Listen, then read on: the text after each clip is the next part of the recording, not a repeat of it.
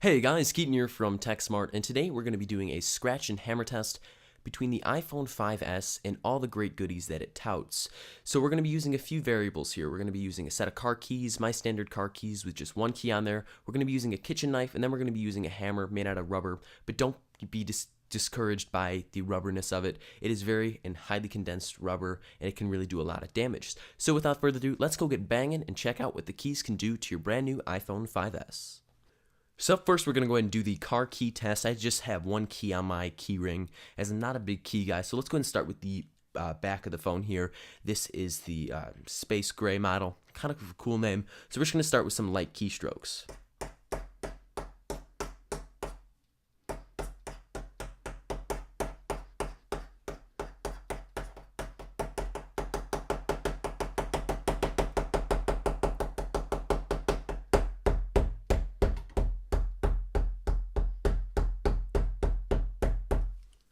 Let's go ahead and inspect the damage here.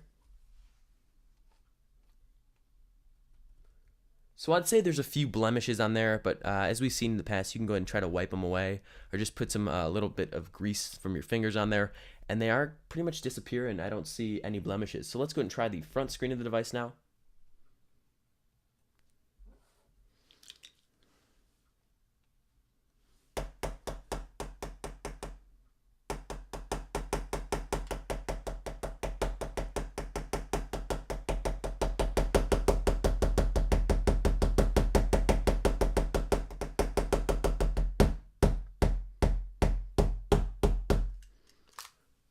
Let's go ahead and inspect the damage.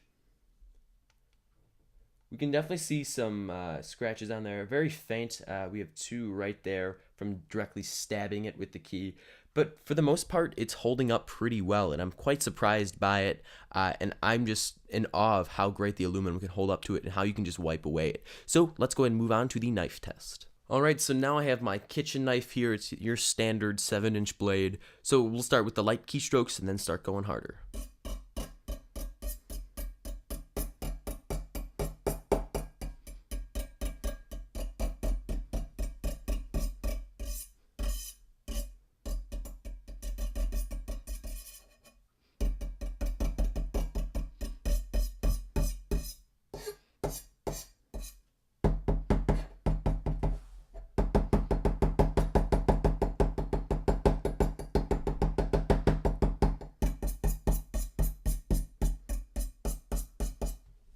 Let's go ahead and inspect the damage.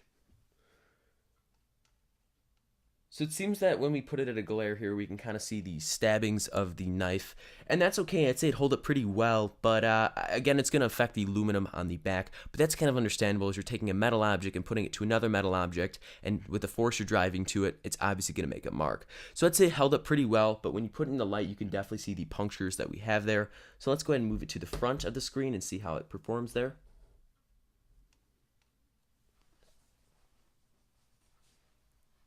We'll start with some light strokes.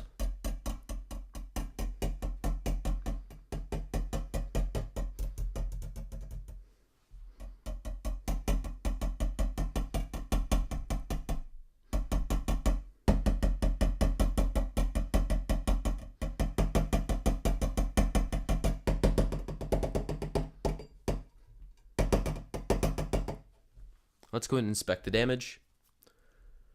So it appears that the screen is pretty flawless despite the two marks we made when we stabbed the key at the screen.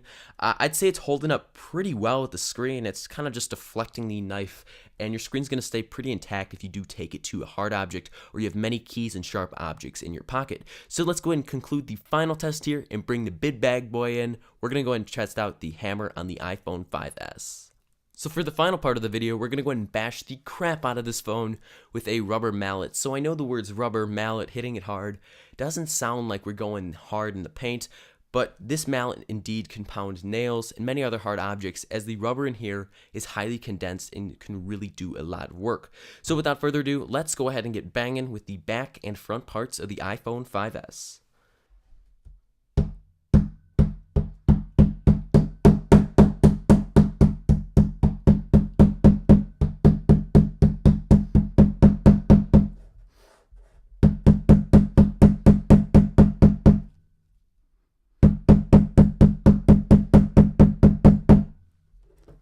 go ahead and inspect the damage here. I'd say for the most part, we're pretty good. The only punctures we really see is from the knife test, and there's a few scratches from the knife test. But to be honest, this screen is pretty fine, and the back part is just flawless. Besides the punctures we see there, the glass on the back is also fine. So let's go ahead and compare it to the front now. Rubber mallet once again.